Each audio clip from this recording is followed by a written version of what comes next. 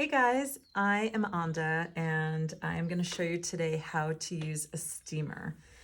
I am a stylist, so I use steamers all the time. And this is my new favorite toy. It's the Conair Turbo Steam and it's quite easy.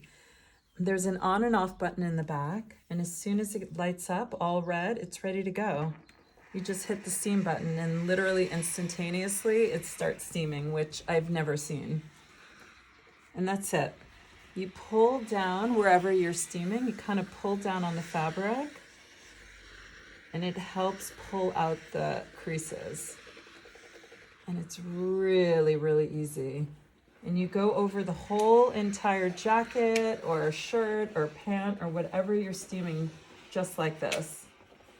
And if it feels kind of like you're not getting it, you can go from the inside, but always make sure your steamer is moving. Because if it's not moving, then you're potentially going to make a hole in it.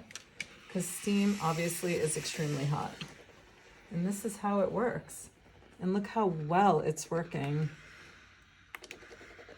The other really cool thing about this particular steamer, which I've never seen, is that it has a crease line.